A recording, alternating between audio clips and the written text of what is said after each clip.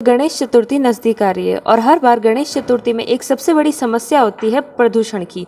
तो हम आए हैं आकृति कला संस्थान, जहाँ पे बनाई जाती है मिट्टी से मूर्तियाँ। ये मोलेला की स्पेशल मिट्टी यूज़ करते हैं जिसके बहुत से गुण होते हैं। आइए हम मिलते हैं टेराकोटा आर्टिस्ट नारायण लाल जी से। नमस्ते। नमस्ते। टेराकोटा मोलेला क्या है और इसका इतिहास क्या है? टेराकोटा हमारा ये मिट्टी का नाम है। तो टेराकोटा ये कला है हमारी। तो ये हमारे परंपरा से चलती आ रही है, पिंडियों दर से बहुत पिंडियाँ होगी इसकी लंबी, जब से बनता जा रहा है।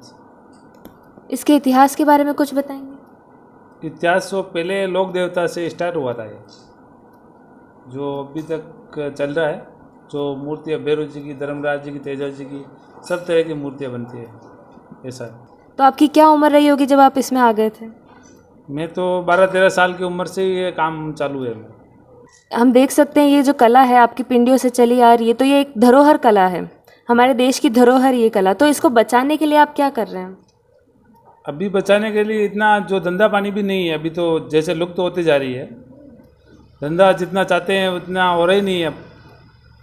तो अभी ये दूसरा है, ये तो हमारा ये मिट्टी की मूर्ति गणपति को तो बनाते ही हम। सपोर्ट चाहिए लेकिन मिल रहा नहीं है ना हमारे। किस तरह का सपोर्ट चाहिए? जैसे इसको आगे सेल करने का सपोर्ट चाहिए। अभी ये कोरोना से चल रहा ही नहीं है, धंधा बिल्कुल बंद है। अभी जहाँ से लाते हैं वहाँ पे मिट्टी भी ख़त्म हो चुकी है। और सरकार से आपको क्या सपोर्ट? सपोर्ट तो हर तरह से दे सकती है सरकार। तो अभी मेला करने के लिए जाएं हम तो भी मेले से पैसे लेते हैं, 1000 रुपये पर डे लगता है हमारे मेले का किराया। तो 10 दिन का मेरा 10,000 रुपये तो उसको जमा करवा दो, फिर हमारे को प्रॉफिट इतना मिलता ही नहीं। तो वो भी नहीं लगे तो अच्छा है ना ऐसा। इस मिट्टी की विशेषताओं के बारे में कुछ बताइए। विशेषता यही है, जितना कुछ भी काम करना चाहते हो तो अच्छा होता है इसमें। चिकनी ज़्यादा है, ज़्यादा उम्र भी ज़्यादा है इसका। बड़े बड़े पैनल भी बनाते हैं हम। किस साइज तक के पैनल बन जाते हैं इससे? जैसे 5 इंची से लगा करके 7 फुट 10 फुट तक के बनता है।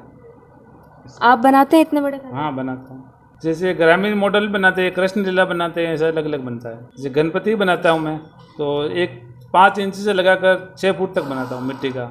उसमें कुछ मिला हुआ नहीं होगा, कोई बांस का सहारा कुछ भी नहीं होगा, ऐसे मिट्टी का गणपति होगा। तो ये आप खुद बनाते हैं 6 फुट तक की मूर्ति, या हाँ खुद बनाता हूँ मैं, अकेले बना लेते हैं? अकेले बना लेता हूँ। तो आइए अब बात करते हैं वर्कशॉप के स्टूडेंट से। नमस्ते। नमस्ते। आपका नाम? मेरा नाम ममता शर्मा है। आप यहाँ पे मूर्ति सीखने आए हैं, इसमें आपकी रुचि कैसे आई और क्यों सीखना चाहते? एक्चुअली भीलवाड़ा में कभी ऐसा वर्कशॉप हुआ नहीं है, ये पहली बार हो रहा है। और इस मिट्टी की विशेषता ये है कि इसे हम जब पानी में डालते हैं तो ये पानी के साथ मिक्स हो जाती है। और वैसे हम मूर्ति जब मार्केट से लाते हैं तो वो प्लास्टर ऑफ पेरिस की होती है, और उसे हम विसर्जित करने जाते हैं तो वो पानी को प्रदूषित कर देती है। और ये मिट्टी ऐसी नहीं है, इससे प्रदूषण नहीं होता है, वातावरण के अनुकूल है ये। और इससे लेकर के हम इसको घर पे रखेंगे और इनकी पूजा करेंगे, और 9 दिन के बाद में इनको विसर्जित करेंगे। आइए दूसरे स्टूडेंट से बात करते हैं। नमस्ते। नमस्ते। आपका नाम? प्रीति लाठी। आपका इसमें इंटरेस्ट कैसे आया, इस मोलेला आर्ट में?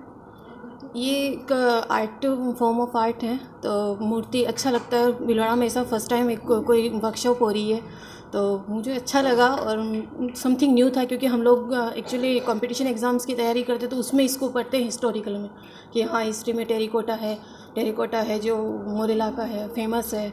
तो आज जब पता चला कि यहाँ ऐसी वर्कशॉप हो रही भिलवाड़ा में, तो एक इंटरेस्ट था कि जो चीज़ हमने पढ़ी उसको प्रैक्टिकल करके देख रही है, तो ये बहुत ही अच्छा एक्सपीरियंस इसीलिए। आपका नाम? कृतिका सुमानी। आप यहाँ पे आर्ट वर्कशॉप में कब से हैं? आर्ट वर्कशॉप में तो मैं अभी से हूँ, पर आकृति एकेडमी ऑफ फाइन आर्ट्स में मैं 2 साल से आ रही हूँ, और इसलिए मैं यहाँ की हर वर्कशॉप अटेंड करती हूँ और बहुत कुछ सीखने को मिलता है। ना ही सिर्फ ये वर्कशॉप वगैरह से सीखने को मिलता है, बाकी हर एक चीज़ सीखने को मिलती है। तो क्या क्या सीखा है आपने यहाँ पे? यहाँ पे बहुत कुछ सीखा है। आप अलग अलग आर्ट फॉर्म्स की बात करें वो सीखा है, और उन सब के साथ हम लोग स्पिक मेकी से भी जुड़े हुए हैं, तो क्लासिकल म्यूज़िक वगैरह इन सब के बारे में सीखा है। साथ ही हम लोगों ने लाइफ के जो लेसन्स होते हैं वो सीखे हैं। ऐसा नहीं कि सिर्फ हर चीज़ को सिर्फ ऐसे पढ़ा ही है, हर चीज़ प्रैक्टिकली सीखी है। इस आर्ट मोलेला आर्ट के बारे में आप कुछ बताएंगे? मोलेला आर्ट के बारे में तो मुझे ज़्यादा पता नहीं है, बस ये क्योंकि हम लोग तो अभी इस वर्कशॉप में सीख रहे हैं। पर हाँ, जितना मैंने इसमें काम किया है मुझे बहुत अच्छा लगा है ये मीडियम, क्योंकि बहुत अच्छे से मोल्ड होता है। जब आपको ये कला इतनी पसंद आई है तो आप इस कला को बचाने के लिए किस तरह से सपोर्ट करेंगे? हम हमारी पूरी संस्था और सारे वॉलंटियर्स आर्टिस्ट को सपोर्ट करना चाहते हैं, नारायण जी को। इसलिए हम सब पूरे भिलवाड़ा में इको फ्रेंडली गणेशा सेल करेंगे। इससे हम आर्टिस्ट को भी सपोर्ट कर पाएंगे और पर्यावरण को भी बचा पाएंगे। आइए अब बात करते हैं आकृति कला संस्थान के फाउंडर कैलाश जी पालिया से। नमस्ते। नमस्ते। ये संस्थान कितने समय से चल रहा है? आकृति कला संस्थान विगत 12 सालों से काम कर रहा है कला के क्षेत्र में। तो संस्थान आर्ट की जितनी भी आयाम है, मीन्स हम फाइन आर्ट की जितनी भी हम लोग बात करेंगे, जिसमें चित्रकला है, म्यूज़िक है, क्राफ्ट है और हमारी जितनी भी पारंपरिक कलाएं हैं, उन सभी को बचाना, उनसे रिलेटेड जितने भी कलाकार हैं उन सभी को प्रमोट करना और उन कलाकारों को प्रोत्साहन देना, ये संस्थान का एक उद्देश्य है। तो 12 सालों से भीलवाड़ा में आकृति कला संस्थान काम कर रहा है, जो राष्ट्रीय और अंतर्राष्ट्रीय स्तर के इवेंट भीलवाड़ा में कर चुका है। हमारा उद्देश्य होता है कि एक छोटे से छोटा बच्चा वो कलाकार होता है, लेकिन उसको मौका नहीं मिलता अपनी कला को प्रमोट करने का और प्रदर्शन करने का। तो संस्थान इस तरह की कितने आयोजन करता है, जिसमें बाल कलाकार, युवा कलाकार और जो कला के फील्ड में जितने भी संघर्ष कर रहे हैं कलाकार, उन कलाकारों को मंच देना, साथ ही जो वरिष्ठ कलाकार हैं उनके काम को भी दिखाने का एक उद्देश्य हमारा रहता है। तो आकृति कला संस्थान एक राजस्थान की, अभी अगर मैं दावा करूं तो राजस्थान की सबसे जिंदा एक संस्थान है और जो ललित कला एकेडमी से अप्रूव्ड सोसाइटी है हमारी। सरकार के साथ भी हम काफ़ी काम करते हैं, ललित कला एकेडमी के साथ हम काफ़ी काम करते हैं और जितने भी बच्चे यहाँ संस्थान में जो सीखते हैं और जिनके बारे में हम लोग, जिन कलाकारों के बारे में पढ़ते हैं, उन कलाकारों को मिलाने का भी हम लोग मौका देते हैं। तो इसी श्रृंखला में अभी जो आज का जो एक हमारा आयोजन चल रहा है eco friendly Ganesha making workshop, जिसमें हम लोग कलाकार को सपोर्ट कैसे कर सकते हैं, क्योंकि अभी कोरोना का टाइम था, 2-3 सालों से अभी कोई कला मेले या क्राफ्ट मेले नहीं हो रहे हैं जहाँ इनका काम बिक सके। तो असली जो हालत ख़राब हो रही है वो लोक कलाकारों की हो रही है, क्योंकि परफॉर्मर जितने भी आर्टिस्ट है, परफॉर्मिंग आर्ट हो या क्राफ्ट हो या पेंटिंग हो, इस तरह के जो कलाकार हैं वो सब अभी कोरोना की जो मार झेल रहे हैं। तो उसी प्रयास में हम लोग सपोर्ट द आर्टिस्ट एक श्रृंखला आकृति कला संस्थान ने शुरू की है।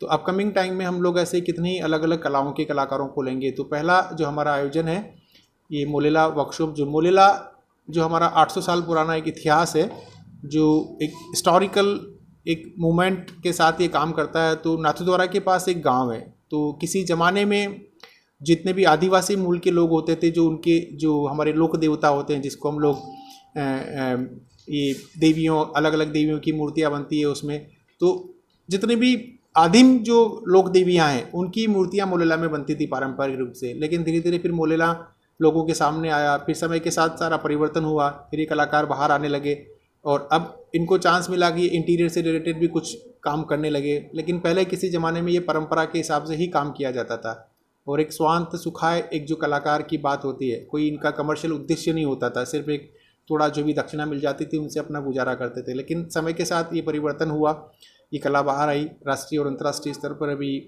प्रसिद्ध हुई और इस कला में भारत सरकार ने पद्मश्री से भी नवाजा है इन्हीं के गांव के कलाकारों को और उसी पीढ़ी को ये जिंदा रखे हुए हैं।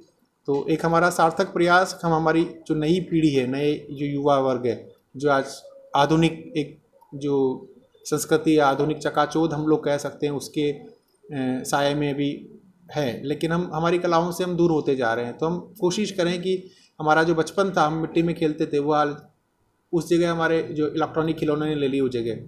तो एक कोशिश जिसमें बड़े और छोटे बच्चे सभी 50 बच्चे यहाँ सीख रहे हैं, हमारी संस्कृति से परिचित हो रहे हैं। दोनों चीज़ें हैं कि पर्यावरण का भी संरक्षण जरूरी है। तो हर साल हम हज़ारों सैकड़ों जो प्लास्टर ऑफ पेरिस की मूर्तियाँ बनी होती है उसको हम लोग नदी में डालते हैं, पानी प्रदूषित होता है, मछलियाँ मरती है, जीव जंतु मरते हैं। तो एक प्रयास है, सार्थक प्रयास है, जिससे अगर कुछ लोग जुड़ेंगे तो 1000 लोग जुड़ेंगे, 1000 जुड़ेंगे तो पूरा एक कारवा बनेगा। तो कोशिश है हमारी पर्यावरण की बचाने की कि अभी लौड़ा में हम लोग अभी 300 और मूर्तियाँ डिस्ट्रीब्यूट करने वाले हैं।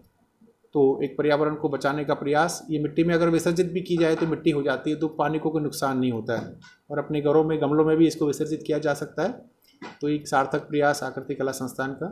तो देखा आपने आकृति कला संस्थान किस तरह से न सिर्फ कला और कलाकारों के लिए चिंतित है बल्कि अपने पर्यावरण के लिए भी चिंतित है। वो अपने पर्यावरण को बचाने की पूर्ण कोशिश करते हैं।